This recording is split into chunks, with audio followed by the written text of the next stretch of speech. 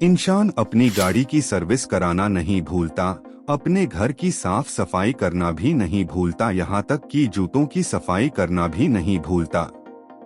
लेकिन अपने शरीर की सफाई को कब करता है? आप सोच रहे होंगे कि भाई हम नहाते धोते तो रोज हैं, तो सफाई तो हो ही जाती है।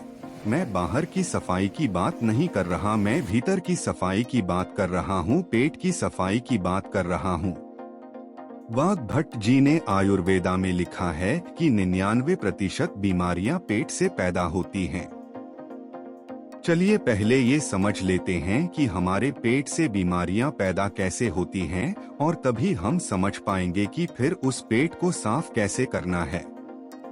आपको ऐसे बहुत सारे लोग दिखेंगे जो अपनी बीमारियों के कारण दुखी रहते हैं, डॉक्टरों के पास घूमते रहते हैं, किसी वैद्य के पास जाते रहते हैं, और फिर उनका जीवन दवाइयों के सहारे चलने लगता है। और ये भी हकीकत है कि उन दवाइयों से उन्हें कुछ देर के लिए तो आराम हो जाता है, लेकिन उस बीमारी की जड़ कभी नहीं जाती। और जैसे ही वो दवाई लेना छोड़ते हैं तो दर्द फिर से उनको परेशान करने लग जाता है। वही कितने ही लोग आपने देखे होंगे, और वास्तविकता में तो आपके परिवार में भी ऐसे लोग होंगे। किसी के हाथ में दर्द होता है, किसी के घुटनों में दर्द होता है, किसी के पैर में दर्द होता है, और किसी के डायबिटीज है। किसी का लीवर खराब है, किसी को पथरी है, लेकिन समझने की बात यह है कि जिस तरह एक बीज से एक पेड़ बनता है, उसी तरह हमारे पेट में जमा गंदगी से ही इन सारी बीमारियों का जन्म होता है। भाई ये तो हम सभी जानते हैं कि फलों और कच्ची सब्जियों को पचने में तकरीबन 3 से 4 घंटे लगते हैं। वहीं पर अगर हम अनाज की बात करें, जैसे गेहूं या फिर कोई और अनाज, तो उसको पचने में 5 से 6 घंटे लगते हैं। लेकिन अगर हम बात करें मांस या मछली या फिर नॉन वेज की, तो उसको पचने में 15 से 20 घंटे लगते हैं। अब जो हम खाते हैं वो किस तरह गंदगी के रूप में हमारे शरीर में जमा हो जाता है, ये बड़े ध्यान से समझना। ये समझोगे तभी ये समझ पाओगे कि उस गंदगी को बाहर कैसे निकालना है। इसे मैं आपको आसान तरीके से एक उदाहरण के माध्यम से समझाता हूँ। मान लीजिए कि आप अपनी गाड़ी लेकर अपने घर से जाते हैं, रास्ते में गाड़ी सड़क पर चलती है, और कुछ दूर सड़क पर चलने के बाद सामने कीचड़ आ जाता है। अब जब कीचड़ में गाड़ी होकर निकलेगी तो उसके टायर पे भी कीचड़ लगेगा, उसका टायर गंदा होगा। अब वो कीचड़ कुछ दूर बाद खत्म हो गया और आप फिर से सड़क पर आ गए। अब फिर से जब गाड़ी सड़क पर चलने लगेगी तो वो सकता है उसका कीचड़ हट जाए, लेकिन वो कीचड़ पूरी तरह से साफ नहीं होता, वो ऊपर ऊपर से साफ हो जाएगा। आप किसी चीजें साफ करेंगे तो भी वो ऊपर से ही साफ होगा, क्योंकि टायर पर जब हम देखते हैं तो उसमें लेयर्स बनी होती है, उसमें एक जगह बनी होती है और उसमें मिट्टी फंसी रहती है, कीचड़ भी उसी में फंसा रहता है। तो ऊपर से साफ करने पर वो ऊपर से साफ होता है। उस टायर को पूरी तरह से साफ करने के लिए आपको तेज प्रेशर से उस पर पानी डालना होगा, तब उस बीच वाले स्पेस से मिट्टी निकलकर बाहर आएगी। लेकिन अगर हम हाई प्रेशर से उस पर पानी नहीं मारते हैं तो उस मिट्टी सालों सालों तक उसमें फंसी रहती है और टायर यूं ही चलता रहता है। उसी तरह जब हम कोई खाना खाते हैं तो पहले वो हमारे मुंह आता है, मुंह से हम उसे चबाते हैं, फिर वो हमारे पेट में पहुंचता है, जहां पर हमारी इंटेस्टाइन उसमें से रस लेती है। उसमें से जो भी न्यूट्रिशंस होते हैं उन्हें खींच लेती है और उसके बाद उसे स्मॉल इंटेस्टाइन में भेज देती है, जहां से वो अपने रास्ते से बाहर आ जाता है। लेकिन हर प्रकार के खाने को पचने में अलग अलग समय लगता है, यह तो हमने सीख लिया, अभी पीछे बताया था। तो इससे पहले कि वो खाना पच पाता, हमारे इंटेस्टाइन उसमें से जरूरी न्यूट्रिशंस निकाल पाती, उससे पहले ही हम कुछ और खा लेते हैं। अब वो भी तो जाएगा। अब वो खाना जो हमने अभी खाया है वो भी इसी रास्ते से वहीं पर पहुंचेगा। तो अब जो खाना पहले से हमारे पेट में पड़ा हुआ है, जो पूरी तरह से हजम भी नहीं हुआ है, डाइजेस्ट नहीं हुआ है, वो अभी उस पर प्रेशर लगेगा, पुराना खाना बिना पूरी तरह से डाइजेस्ट हुए आगे निकल जाएगा। लेकिन जब ये हाफ डाइजेस्टेड खाना बिना पूरी तरह से हजम हुए आगे बढ़ जाता है तो ये पीछे छोड़ जाता है बैक्टीरिया के भंडार। बहुत सारे बैक्टीरिया होते हैं जो पीछे छोड़ जाते हैं, और ये बैक्टीरिया हमारी इंटेस्टाइन से, यानी कि हमारे पेट की, हमारे स्टमक की जो इनर वॉल्स होती हैं, उसी तरह जैसे वो कीचड़ उस गाड़ी के पहिए पर लगा था, ठीक उसी प्रकार अब हमारी इंटेस्टाइन तो खाने से न्यूट्रिशंस खींचने के लिए बनी है। तो जब हमारी इंटेस्टाइन खाने से न्यूट्रिशंस खींचती है और शरीर के दूसरे अंगों में उन्हें पहुंचाती है, तो उन न्यूट्रिशंस के साथ ये बैक्टीरिया जो पहले से ही हमारी इंटेस्टाइन से चिपके हुए थे, ये भी खून के साथ अलग अलग अंगों में पहुंच जाते हैं। जब ये बैक्टीरिया वाला खून हमारे शरीर के अलग अलग अंगों पर पहुंचता है तो अलग अलग प्रकार की बीमारी पैदा होती है। जैसे जब ये लीवर में पहुंचेगा तो पथरी बनने के चांसेस रहेगी। जब ये दिल के पास पहुंचेगा तो दिल का दौरा पड़ने के चांसेस रहेगा, और जब ये मस्तिष्क में पहुंचेगा तो दिमाग की बीमारी पैदा करेगा, और इसी प्रकार ये जोड़ों में पहुंचेगा तो जोड़ों का दर्द पैदा करेगा। तो इसीलिए हमें समय समय पर अपने पेट सफाई करते रहना चाहिए ताकि हमारे इंटेस्टाइन में वो बैक्टीरिया जमा ना होने पाए। चलिए मैं आपसे पूछता हूँ कि घर की सफाई करने के लिए सबसे पहला स्टेप क्या होता है? भाई कॉमन सेंस की बात है कि अगर हमें अपने कमरे की सफाई करनी है तो हमें कमरे को खाली करना होगा। इंसान अपनी गाड़ी की सर्विस कराना नहीं भूलता, अपने घर की साफ सफाई करना भी नहीं भूलता, यहाँ तक कि जूतों की सफाई करना भी नहीं भूलता। लेकिन अपने शरीर की सफाई को कब करता है? आप सोच रहे होंगे कि अगर फर्श साफ करना है तो फर्नीचर को निकालना पड़ेगा। उसी तरह से हमें भी अपने पेट की सफाई करने के लिए ऐसे ही शुरुआत करना चाहिए। अगर हमें अपने बॉडी को डिटॉक्स करना चाहते हैं तो सबसे पहले हमें अपने पेट को साफ करना होगा, जहां से सारी बॉडी में बैक्टीरिया सप्लाई हो रहे हैं। इसका सबसे अच्छा, सबसे पहला आसान तरीका है व्रत करना, फास्टिंग करना चालू करिए। फास्टिंग करने से हमारा पेट खाली होगा, तो जब हमारा पेट खाली होगा तभी तो हम उसका सफाई कर पाएंगे। अब देखो, फास्टिंग करना कुछ लोगों को बहुत डिफिकल्ट लगता है, बहुत कठिन होता भी है। जो लोग फास्टिंग कर सकते हैं वो फास्टिंग करे, हफ्ते में कर ले या महीने में कर ले, और फास्टिंग करे तो पानी, जूस या फिर कोई फल इत्यादि खाए, तभी तो वो फास्टिंग होगी।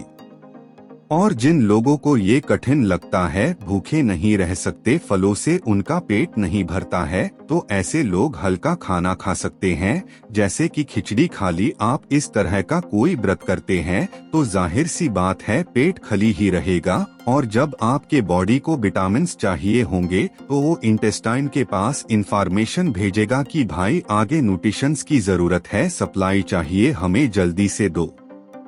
इंटेस्टाइन के पास तो कुछ है ही नहीं, देगा क्या? तो जो बैक्टीरिया इंटेस्टाइन पहले से चिपके होते हैं तो उन्हीं को लेकर उन अंगों के पास पहुंच जाते हैं, और इस तरह से इंटेस्टाइन, हमारे पेट के इनर वॉल्स साफ हो जाती है, उन पर से बैक्टीरिया हट जाता है। लेकिन अब वो बैक्टीरिया हमारी खून में मौजूद है। खून में से वो बैक्टीरिया निकालने के लिए आपको पसीने निकालनी चाहिए।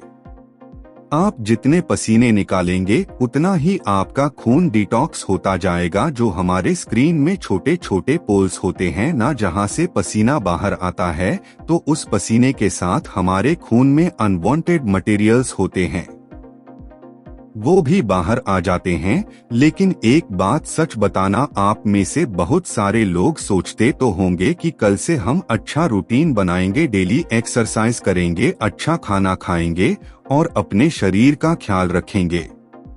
लेकिन अगली सुबह आते ही आप भूल जाते हो, फिर से वही रूटीन, फिर से लेट उठना, फिर से ऑफिस में जाना और फिर से आकर उसी तरह से रात में लेट सोना। देखिए, इसमें गलती इंसान की नहीं होती, इंसान का रूटीन ही ऐसा हो गया है। वो कभी रात की ड्यूटी करता है तो कभी दिन की ड्यूटी करता है, तो इस तरीके से उसका कोई रूटीन फिक्स हो ही नहीं पाता और वो अंदर ही अंदर अपने मन में निराश होता जाता है। भाई, किस तरह से एक्सरसाइज स्टार्ट करोगे? टाइम तो मिलता नहीं, तुम्हें कैसे अपना ख्याल रखोगे बताओ मुझे। तो दोस्त, इसके लिए विकल्प होते हैं। अगर तुम ध्यान से सोचोगे, दिमाग लगाओगे तो तुम्हें ऐसे तरीके मिल जाएंगे।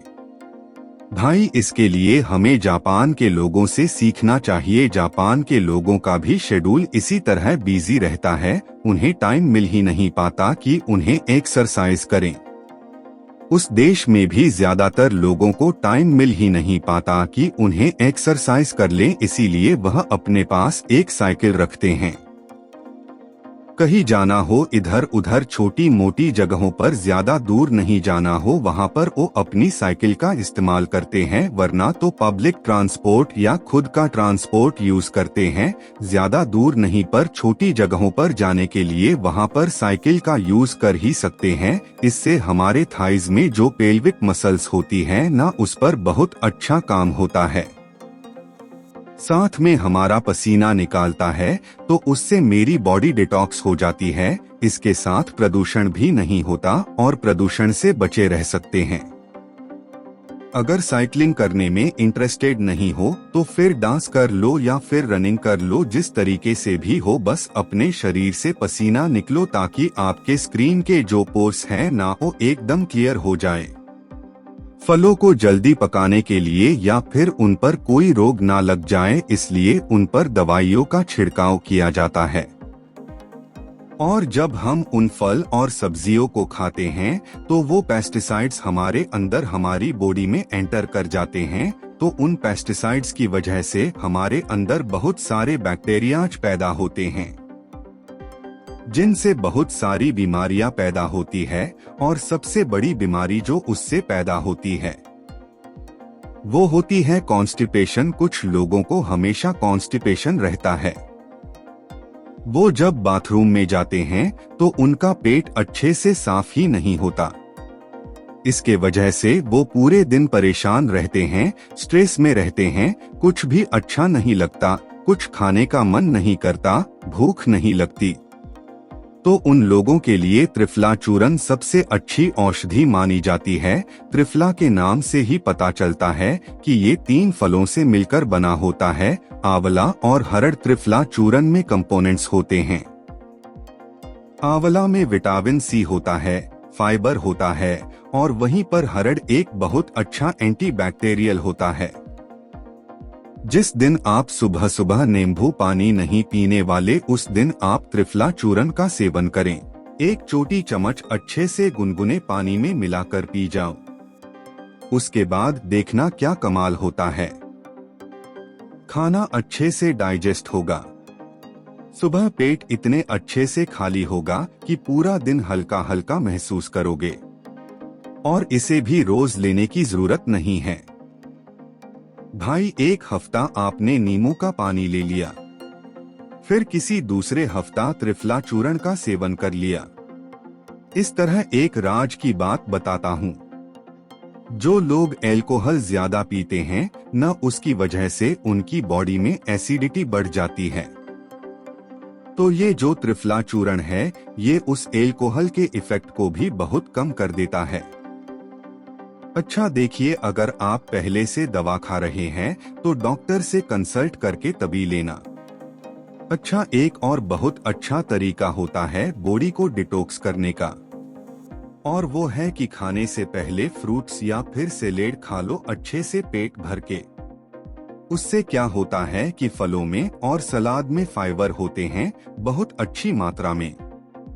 जब वो फाइबर हमारी बॉडी में पहुंचते हैं तो वो ल्यूब्रिकेशन पैदा करते हैं, जिस ल्यूब्रिकेशन के वजह से जो हम खाना खाते हैं वो कहीं पर अटकता नहीं है, वो आसानी से नीचे चला जाता है। और खाना कभी भी पूरा पेट भर के मत खाना। खाना हमेशा 80% के लगभग ही खाना चाहिए। 20% जगह पेट में खाली रहने चाहिए। ये सारे तरीके आपकी बॉडी को पूरी तरह से डिटॉक्स कर देंगे। इनमें से कुछ तरीके थोड़े आसान हैं तो कुछ तरीके थोड़े कठिन हैं। आप अपनी सुविधा के अनुसार कोई भी तरीका अपना सकते हैं, लेकिन ये सारे तरीके बॉडी को डिटॉक्स करने के लिए हैं। माइंड को डिटॉक्स करने के लिए कुछ अलग तरीके होते हैं। अगर इस वीडियो में हम डिस्कस करेंगे तो ये वीडियो बहुत लंबी हो जाएगी, लेकिन आप ये जान लीजिए कि जितना जरूरी बॉडी को डिटॉक्स करना है, उससे कहीं ज्यादा जरूरी माइंड को डिटॉक्स करना होता है। क्योंकि हमारे माइंड में बहुत सारा स्ट्रेस है, बहुत एंजाइटी है, बहुत सारी डर है, फियर है, ईर्ष्या है, जलन है, द्वेष है।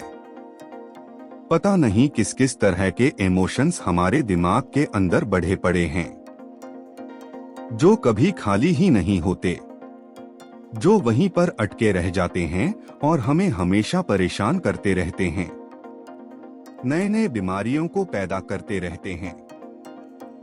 उससे मानसिक बीमारियां बहुत सारी पैदा होती हैं।